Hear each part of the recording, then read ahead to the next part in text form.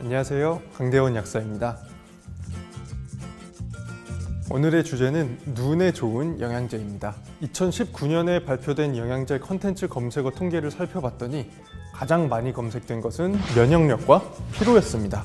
이 외에 눈에 띄는 게 한 가지 있었는데요. 바로 눈 영양제에 관한 검색량이 증가했다는 겁니다. 2018년도에 비해 무려 70%나 증가하면서 수많은 영양제 중 눈 영양제가 검색량 상승폭 1위를 기록했습니다. 요즘에는 특히 TV, 컴퓨터, 태블릿 PC, 스마트폰 같은 디지털 기기 사용의 일상화를 이유로 꼽을 수 있겠습니다. 그러다 보니까 요새는 남녀노소 할 것 없이 시력이 나빠지기 정말 쉬운 시대라고 볼 수 있겠고요. 아시다시피 눈은 한번 나빠지면 돌이키기가 어려운데요. 수술을 하지 않는 한 나빠진 시력이 돌아오는 일은 거의 없다고 보실 수가 있습니다. 그렇기 때문에 눈이 나빠지기 전부터 시력을 관리해야 합니다. 그러기 위해서는 최대한 자외선을 피해 주시고 오랫동안 디지털 기기 화면을 보지 않도록 하고 책을 읽을 때는 너무 가깝지 않도록 일정 거리를 두는 게 좋은데요.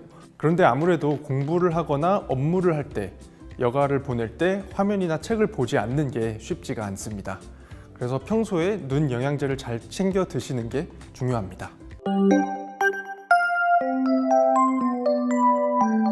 예방의 목적으로 영양제를 드신다면 가장 흔한 증상을 예방하는 영양제를 선택하는 게 좋을 텐데요.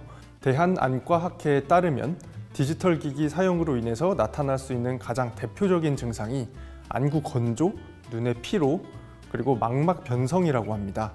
그래서 오늘 말씀드릴 눈 영양제는 이 세 가지에 도움이 되는 영양제들입니다. 우선은 눈 영양제로 많이 알려진 루테인과 지아잔틴이라는 성분에 대해서 말씀드리겠습니다. 이 두 가지 성분은 황반 변성을 예방하는 걸로 알려져 있는데요. 이 황반 변성은 노화 관련 실명의 원인 중에 가장 비중이 크기 때문에 진행을 최대한 늦추는 게 좋습니다. 디지털 기기 사용도 원인이 될 수 있지만 가장 흔한 건 노인성 황반 변성으로 50세 이상에서 주로 나타나게 됩니다. 여기서 말하는 황반은 망막 중에서 안구 뒤쪽에 있는데요. 상이 맺히는 부분이라서 시력에 굉장히 중요한 부분입니다. 노란색 점처럼 보여서 황반이라고 부르는데 그 이유는 항산화 기능을 하는 노란색 색소가 황반 부분에 많이 있기 때문입니다. 이 노란색 색소가 자외선으로부터 눈을 보호하는 역할을 하고요. 이 색소들의 이름이 바로 루테인과 지아잔틴입니다. 미국의 국립보건원에서 눈 영양제에 대해서 2차례 걸쳐서 대규모 연구를 한 적이 있는데요.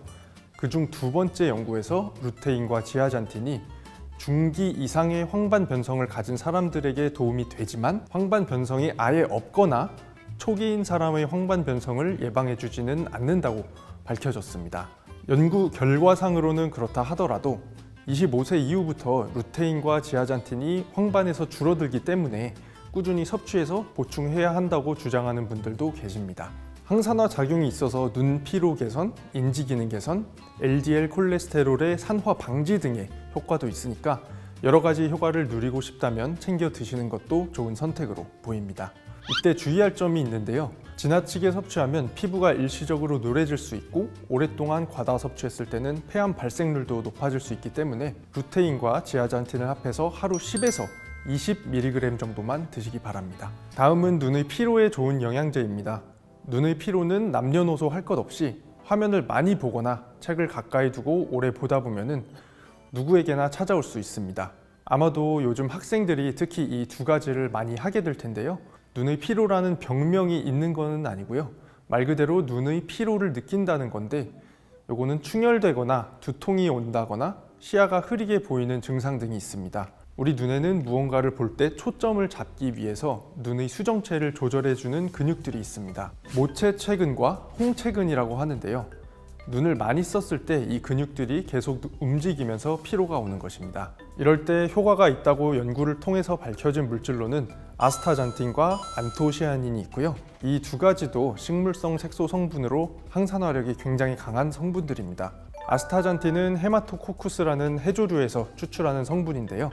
망막의 혈액을 잘 돌게 해서 영양 공급을 도와주고 눈 주변 근육 기능을 정상화시켜줍니다. 안토시아닌은 꽃이나 과일에 있는 색소인데요. 당뇨로 인해서 생기는 망막증 완화에도 도움이 되고요.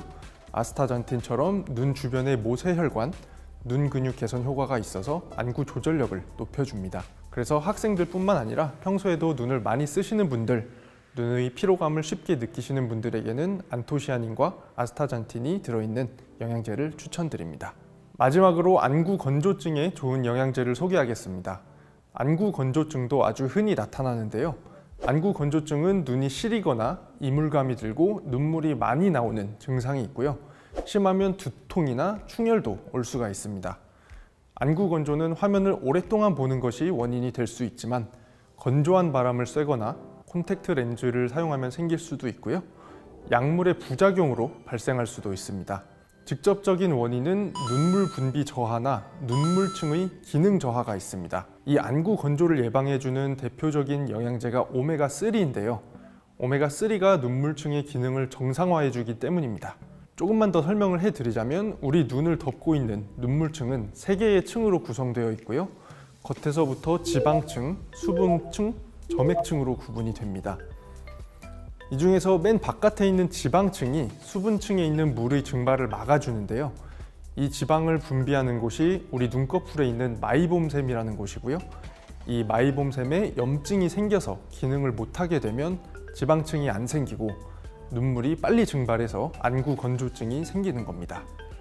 아까 안구 건조 증상으로 눈물이 많이 나올 수가 있다고 말씀드렸는데 그때 이상하다는 생각이 들지 않았나요?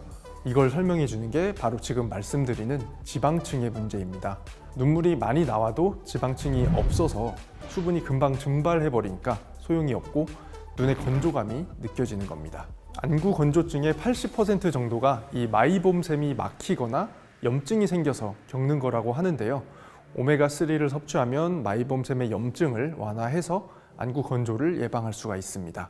참고로 인터넷상에서 검색해보면 오메가3가 안구 건조에 효과가 없다는 기사들을 찾아보실 수 있을 겁니다. 이 기사들은 미국에서 진행된 한 연구를 근거로 하고 있는데요. 이 연구는 설계면에서 여러 가지 문제점들이 지적되고 있는 연구입니다. 그리고 더 최근에 이와 관련된 여러 연구의 결과를 종합한 연구가 있었습니다. 이 연구에서는 오메가3가 안구 건조 예방과 개선에 효과가 있다는 결과가 나타났는데요. 그렇기 때문에 효과를 기대할 수 있다고 판단하는 게 더 타당합니다.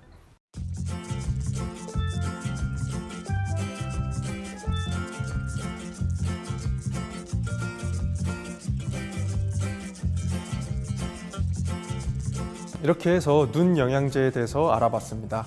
정리하면 황반 변성을 예방하는 데 도움을 주는 것은 루테인과 지아잔틴, 눈 피로에 좋은 것은 안토시아닌과 아스타잔틴, 그리고 안구 건조를 예방하는 영양제로 오메가3가 있었습니다. 이 중에서 한 가지만 골라서 드시는 것보다 같이 드시는 게 눈 건강 관리에 더 효과가 좋다는 점도 참고하시기 바랍니다. 지금까지 강대원 약사였습니다. 감사합니다.